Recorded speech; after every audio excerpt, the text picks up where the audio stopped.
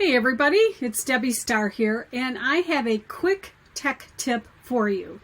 Today's tip is in Excel, and it's how do you create the little drop-down list so that you're guiding people as far as what you want them to type into that field.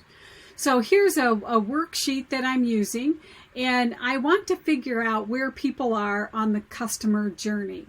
So I want to be specific though, I just don't want any words typed in there. So let me show you how to do this. You just select the range that you want, and then come up here to the Data tab. Now I'm using a Mac, but it's very similar with the PC. Just go into your Data tab, and then we're looking for data validation. Now make sure you don't click that little drop down arrow, but just click where it says data validation.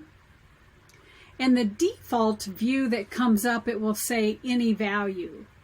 What you want is you want people to pick from a list. And then you just simply type in what you want them, what the choices are basically. And you want to separate it with a column or a comma. So let me move this out of the way here, and let me just delete these.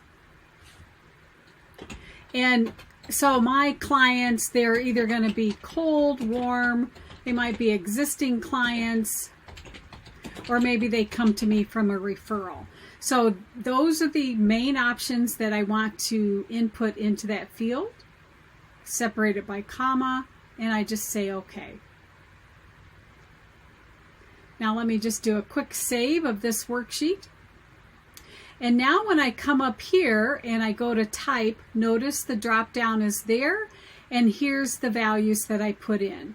So I could say that person is cold, this person will be coming to me because they're an existing client, and so forth. So how easy is that? So again, by using these data validation drop-down lists, it's a lot easier to make sure that the information is consistent all the way through. So if you have other people using this, they're all using the same words. If it's something that you have your clients use, you can give them the drop-down options and they can pick and choose. So that's your tech tip for today. If you haven't subscribed to my channel, make sure you hit the subscribe button, and I'll see you in the next video. Take care.